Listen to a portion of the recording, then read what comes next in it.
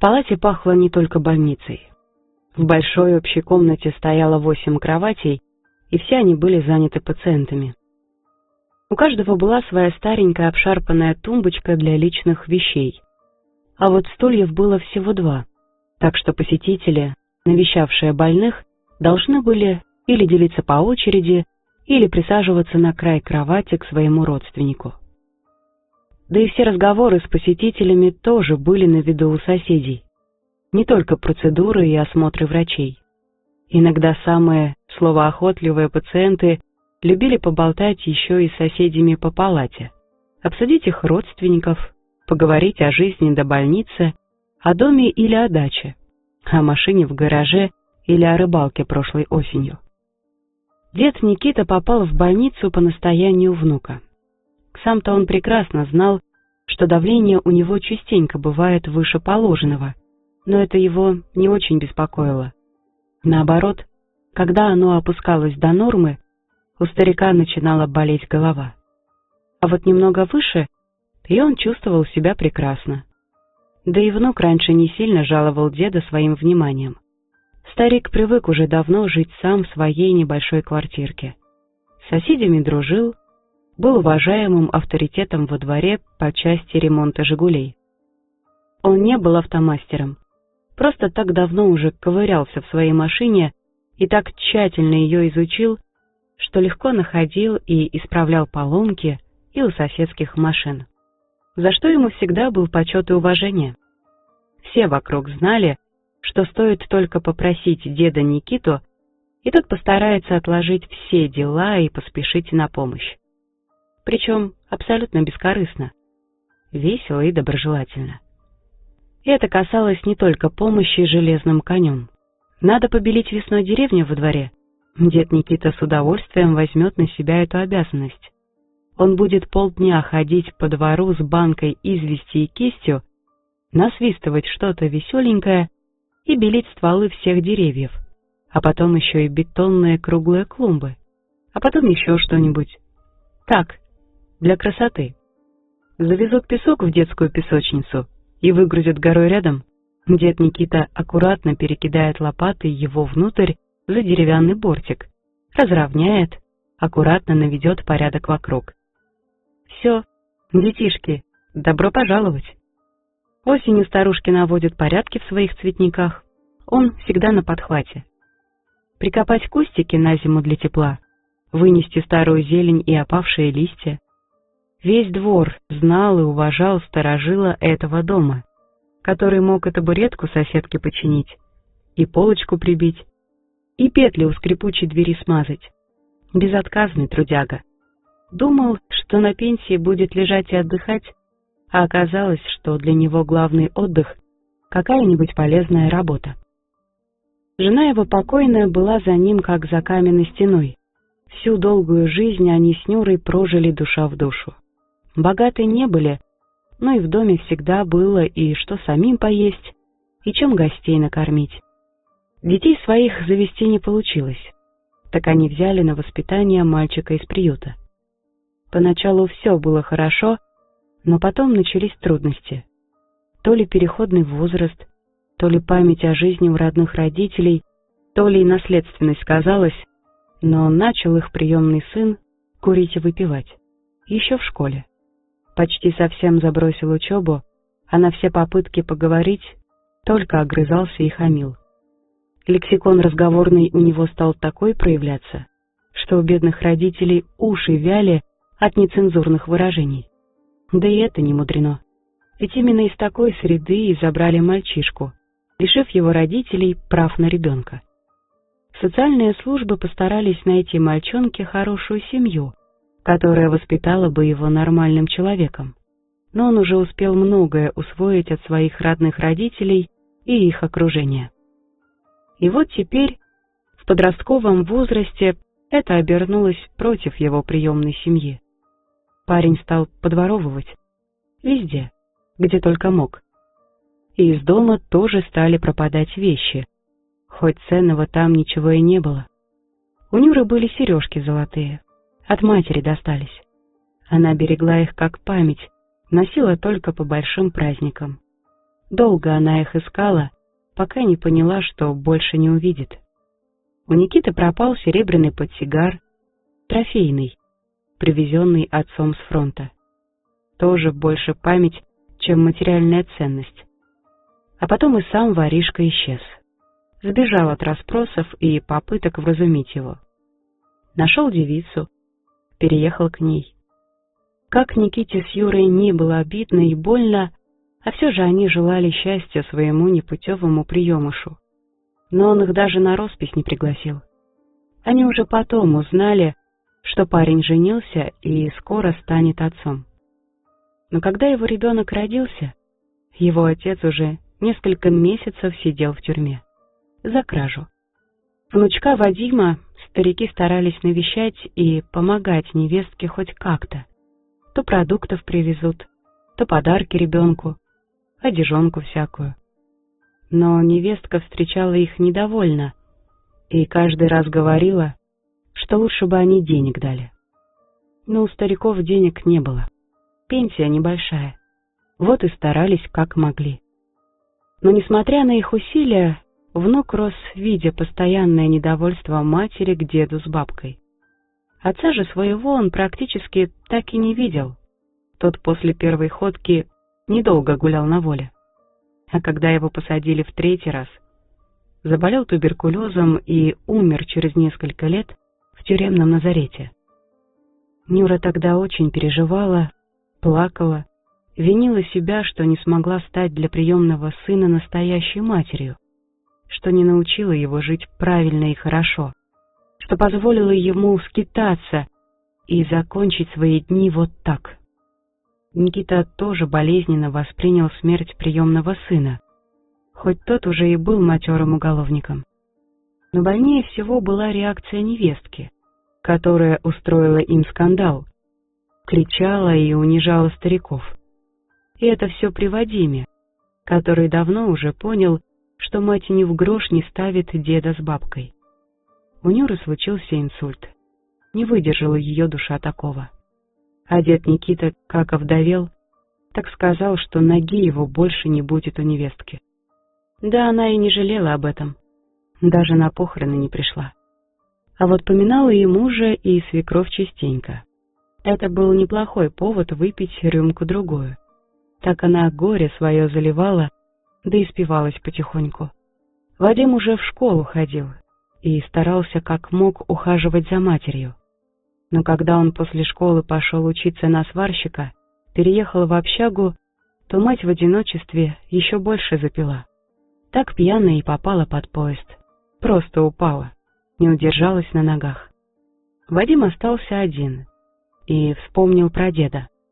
Дружки-студенты надоумили его поразмышлять о квартире деда, да и его пенсии. Хоть и маленькая, всего одна комнатка, зато жилье никогда лишним не бывает. Если не самому жить, так продать или сдавать ее можно. Вот только деда куда девать? И как бы так его прибрать, чтоб еще и пенсию его получать? А пока Вадим учится и живет в общаге, квартиру матери он тоже решил сдавать. Деньги-то нужны. Заодно и к деду надо было найти подход. Старик хоть и добрый с виду, а не такой уж и дурак. Вадим начал придумывать, с какой стороны подобраться к старику. Когда прошло полгода после трагической гибели матери, решил он навестить деда, вместе помянуть мать, поплакаться. Как ему тяжело одному на белом свете, без родных, без семьи. Дед в квартиру пустил, помянуть согласился, а заодно уж и женушку его покойную Нюру, да и отца Вадима. Хоть и не путевый, а все же сын, пусть и не родной. Посидели они с внуком, поговорили. Вадим старался мягко обходить все опасные углы, меньше говорить о матери и больше о бабке, ведь это нравилось деду. А напоследок еще и про жилье разговор завел. «Эх, дед Никита, вы себе даже не представляете. Хорошо, что я в общаге сейчас живу, ночевать хоть есть где. А как закончу учебу, так и податься некуда будет. Своего угла теперь у меня нет. Материны родственники забрали родительскую квартиру. Так что я теперь не знаю, куда мне идти после учебы. Хоть на улице в подворотне живи. Вот так-то. Вот такие родственники у матери оказались. Да как же это так? Разве могут они у тебя забрать? Ты ж первый на наследство. Ты же ее сын. Да что сын? Они завещание предъявили. Мол, мать на сестру свою двоюродную все отписала еще давным-давно. А потом, видать, и забыла про это, и не изменяла завещание. Вот так-то. Только личные вещи и разрешили забрать. Уже жильцов туда каких-то поселили. И все ведь по закону. И ничего не сделать. Вадим горестно жаловался на несуществующих родственников и выдуманное завещание. Конечно, в материной квартире действительно уже жили люди. Но это были его квартиранты, это он их туда поселил и получал с них деньги. Но деду этого не надо знать. Дед должен пожалеть внучка и пустить к себе. Так оно и получилось. Вадим стал регулярно наведываться к старику, приносить ему гостинцев, закуски на стол. Но дед пил мало и редко, а от еды не отказывался. Сам накрывал и кормил внука. Вадим постепенно приучил деда к своим визитам, да и не переставал напоминать о своем бедственном положении. Дед Никита так проникся ситуацией внука, так сопереживал, что даже с соседями на досуге обсуждал коварство родни его покойной матери, отнявшей квартиру у сироты, выгнавшей бедного мальчика из отчего дома буквально на улицу. Соседи цокали языком, качали головами. Они с такой ситуацией еще не сталкивались. А Вадим продолжал приводить свой план в действие. Как-то во время одного из визитов к старику он заметил, что у деда голова вроде бы болит. Заботливый внучок тут же вызвал скорую. Конечно, оказалось, что у деда очень высокое давление, и хоть он и сопротивлялся и не желал ехать в больницу, внуку и бригаде скорой помощи все же удалось его уговорить. Доктор еще сказал ему тогда: «Что ты сопротивляешься? Посмотри, как внук за тебя переживает. Сейчас молодежь такая, что и скорую вызывать не стали бы. Болеешь и ладно, быстрее окочуришься. А твой вон заботится, радоваться надо». Пришлось деду согласиться. Стыдно ему стало. И правда, внук беспокоится, добра и здоровья ему желает, а он уперся, как баран, в новые ворота. И вот теперь лежит он в этой душной переполненной палате, а внук навещает дедушку каждый день, заботится о нем, приносит гостинцы, бананы и йогурты сладкие. Сам взял у старика ключи и ездил поливать цветочки на подоконнике, чтоб не засохли бабушкины герани. Ее любимые цветы, за которыми дед так старательно ухаживал в память о ней. Соседи по палате только умиляются. Какой же заботливый и нежный внук у деда Никиты. Как же ему повезло с ним. Хоть есть кому присмотреть деда в старости будет. Хоть дед Никита и противник таких пересудов, но все же не удержался и рассказал соседям по палате о беде Вадима с материным наследством. «Ну так вы бы его к себе пригласили? Он хоть за вами ухаживать будет. Вон какой заботливый внук-то. Да и не оставлять же его на улице. И вам веселей, и ему есть где жить». Старик слушал и кивал. Он давно уже подумывал об этом. Но мысль окончательно сформировалась здесь, в больничной палате. Да и Вадим показал себя с хорошей стороны в этой ситуации с недомоганием старика. Так что после выписки домой дед Никита предложил внуку переехать к нему. Или после учебы, или через 2 месяца, или хоть прямо сейчас. В квартире был порядок, цветы политы, мусора нет, да и не пропало ничего. Так что старик стал больше доверять Вадиму. Даже прослезился. «Вот и у меня опора на старости лет появилась. Как же я рад, что ты не в отца пошел. Да и не в мать тоже». «Ну что ты, дед, забудь уже о них. Не стоят они твоих слез». Никита даже обнял внука, гордился им. Хороший парень вырос, несмотря ни на что. А тому только этого и надо было. Конечно, он сразу же перебрался к деду. И не просто так. Надо же было убедить старика, что он еще слаб и болен, что нуждается в уходе, что Вадиму лучше доверить и покупки ежедневных продуктов, и заботу о здоровье старика. Причем сделать это надо было сразу, чтоб дед не почувствовал себя лучше дома и не вернулся к своей прежней активной жизни. Потом убедить его доверить внука распоряжаться пенсией будет не так просто. И перед соседями все выглядит логично.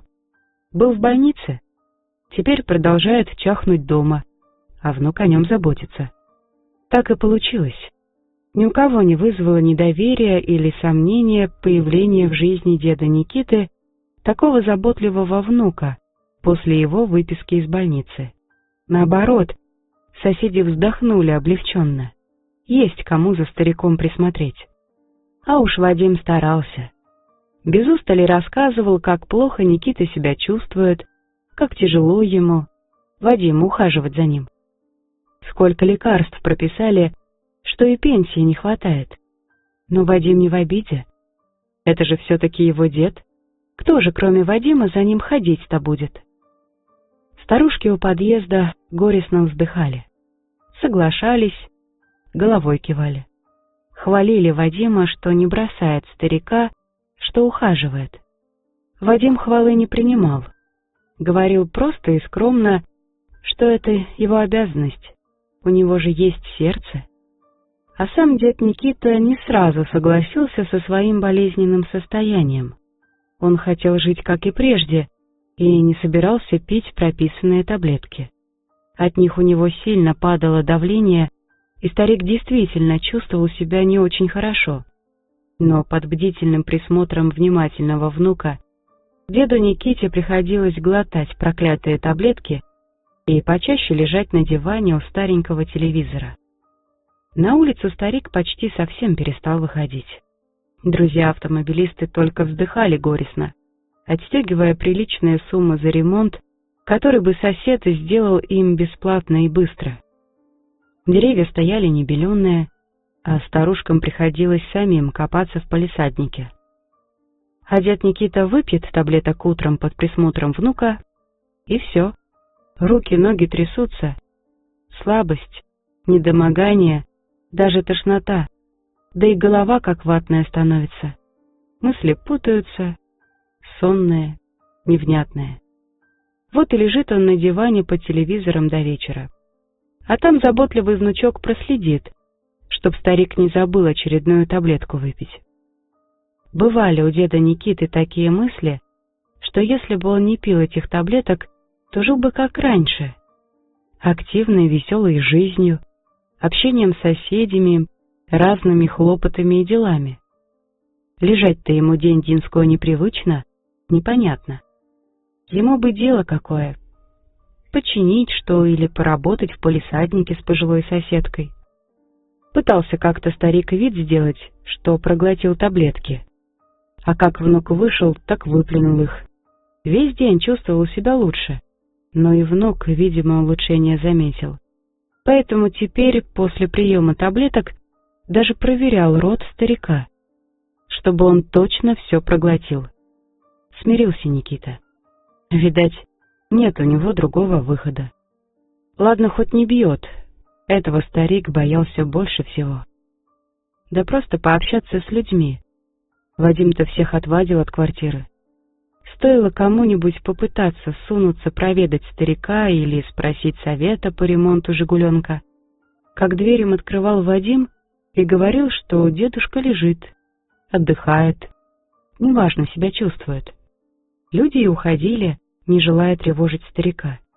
Так он выпал из своей обычной дворовой жизни. Жалко было старика, ведь был он чуть ли не легендой двора, всю жизнь здесь прожил, один и сторожил. Но все понимали, что старость она такая, подкрадется и не заметишь. Жалко, но ничего не поделаешь. Да и во всем остальном то же самое. Вадим теперь сам получал его пенсию и тратил эти деньги по своему усмотрению. Самым неприятным для деда Никиты стала его диета.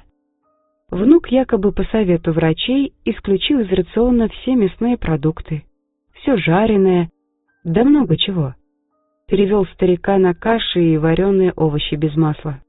А потом его экономия пошла еще дальше. В училище он давно уже общался с молодой поварихой в студенческой столовке. Даже ухаживал немного за девицей.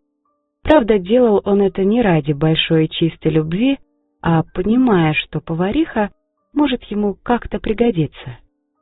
Вадим был смазливый, поэтому и проблем в общении с женским полом никогда не возникало. А он этим пользовался как мог. Так оно и вышло. Вадим наплел ей, что держит дома парочку собак, которых он взял из приюта. Бедняги так истощены, так нуждаются в человеческом тепле, ласке и заботе.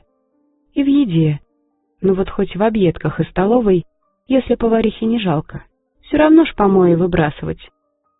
Так у деда появилось новое сбалансированное питание. Он пытался сопротивляться, но ничего поделать не мог. Вадим запирал деда в большом чулане в прихожей. Выпускал, когда тот обещал съесть то, что ему дадут. Голод не тетка. Дед Никита сдался. Он мечтал только, что сможет когда-нибудь улизнуть из квартиры, пожаловаться кому-нибудь на внука, попросить помощи. Но Вадим не собирался этого допускать. Так что телевизор дед мог смотреть только когда Вадим был дома и выпускал старика из чулана. Днем же перед уходом он запирал там деда Никиту для надежности. Так что у старика совсем не было возможности к побегу из собственной квартиры, как из тюрьмы. Дед Никита от такой беспросветной жизни в чулане, да на столовских объедках, начал быстро таять, просто на глазах худеть и становиться все немощней. Вадим подумывал свозить его к нотариусу и переоформить квартиру на себя, сразу же или же потом по завещанию. Но старик мог ляпнуть лишнего при посторонних. Так что внуку оставалось надеяться, что других родственников у деда нет, и ждать, что в случае чего именно он первый подаст заявление и оформит на себя эту квартиру уже после смерти деда. Вадим с удовлетворением отмечал, что финал должен наступить намного быстрее благодаря и лечению, и режиму дня, и помойной диете. А Вадиму хотелось все закончить как можно быстрее. Вырисовывался у него романчик. Девушка яркая, капризная. Хотел Вадим ее на море свозить, а потом уже предложение сделать. Не то чтобы он был без ума влюблен, но папаша этой девицы был довольно состоятельным человеком, а значит, женившись на ней, можно будет всю жизнь ерундой заниматься, а не на заводе пахать с утра до ночи. Вадим уже чувствовал себя абсолютно полноправным хозяином стариковой квартиры. Он даже заранее поинтересовался расценками на сдачу такого жилья и на продажу этой квартиры. Оба варианта его вполне устраивали. Жаль, конечно, не будет дедовой пенсии. Она хоть и небольшая, а все же на карманные расходы внуку хватало. Конечно, когда деда не станет, то и пенсию выплачивать прекратят. Зато на квартире он может получить намного больше денег. Так бы и случилось в скором времени. Через год, а то и раньше. Так бы оно и произошло, если бы не одно событие в жизни старика. Как-то раз Вадим только запер деда Никиту в привычный чулан и подпер для надежности дверную ручку спинкой стула. Так вдруг неожиданно в дверь позвонили. Вадим стоял одетый и уже протянул руку с ключом, чтобы открыть двери и уходить на занятия. Старик обреченно сидит в чулане. Все хорошо. И тут этот звонок. Неужели кому-то из соседей снова приспичило искать деда и просить какой-то помощи? Словно он обязан на общественных началах тут все снова делать. Ну что за люди? Вадим ворча настраивался морально, чтобы дать четкий эмоциональный ответ. Чтобы эти ушли, и другим неповадно было. Дверной звонок снова позвонил. Сильно и уверенно. Нет, так и не звонят обычные соседи, просители помощи. Вадим вынужден был открыть входную дверь. Стоящая на пороге делегация порядком его удивила. Внук порядком струхнул, обоснованно предполагая, что сейчас ему придется предъявить деда, а тот может лишнего сболтнуть. С другой стороны, а может просто не пускать этих представителей правоохранительных органов и каких-то непонятных людей? Но что они ему сделают, если не смогут войти в квартиру и обнаружить деда запертым в чулане? И какое право они имеют вот так отрывать людей? Небось, старухи у подъезда наболтали. А так, по существу, у них ничего не должно было быть. Да и старик все еще жив, если что. То, что произошло дальше, повергло его в шок. У них оказался ордер на обыск, который они ткнули ему в лицо и, сразу не останавливаясь в дверях, прошли в квартиру. Они быстро оглядывались по сторонам, все рассматривали и, конечно же, заметили дверь в чулан, закрытую на новый навесной замок.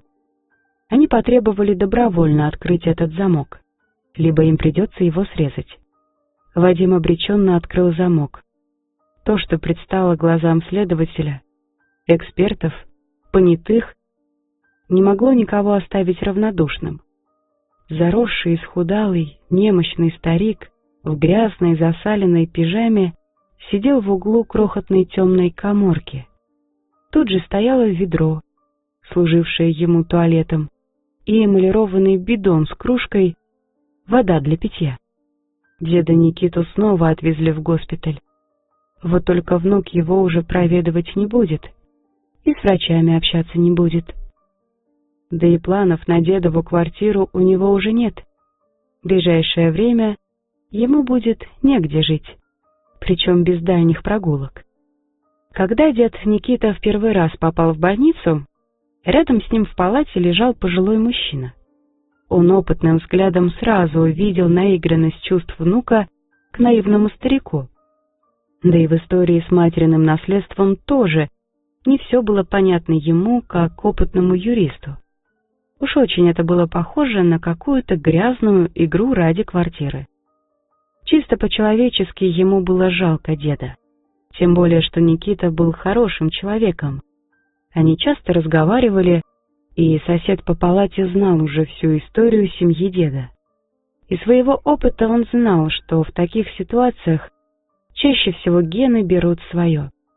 Бывают, конечно, исключения, но очень редко.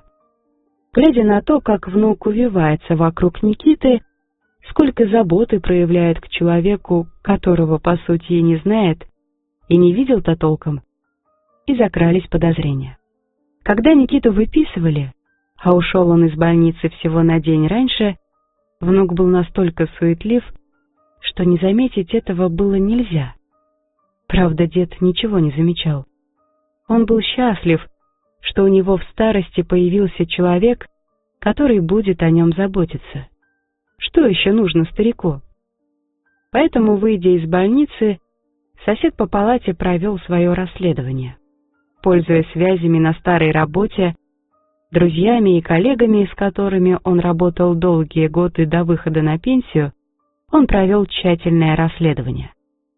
Человеком он был уважаемым, поэтому в помощи никто не отказывал.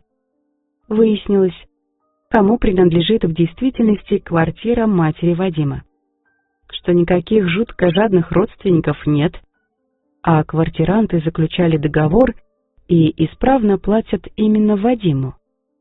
Так что вся его жалостливая история оказалась ложью, как и рассказы поварихи в студенческой столовой про собачек, которым нужны помои, корм для обездоленных зверушек. Не составило труда выяснить, какие таблетки регулярно покупал Вадим в аптеке для своего деда.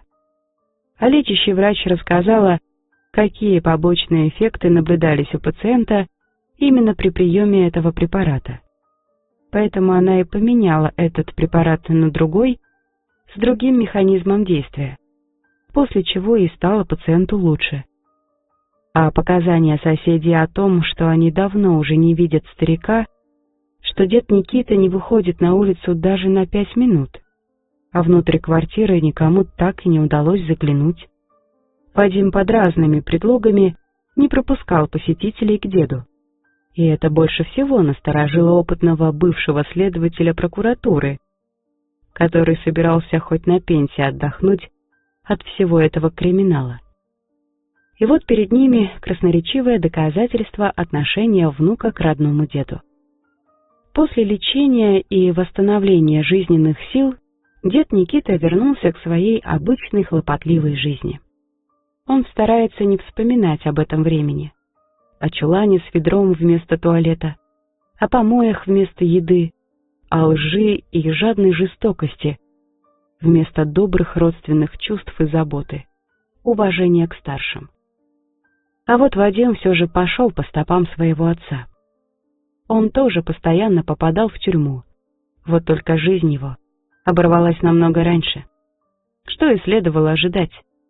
И по генам предыдущих поколений, и по опыту профессионала, который не поверил спектаклям, устроенным гиперзаботливым внучком, своему внезапно ставшему родственником деду. Соседи еще долго обсуждали и зловредного внука, и бедного измученного старика. Все с нетерпением ждали его выхода во двор. Его помощи с машинами, его шуточек и веселых мелодий, которые он все время насвистывает. Детвора радостно готовилась перекрашивать детскую площадку вместе с дедом Никитой, а старушки-соседки соскучились по его помощи в палисаднике.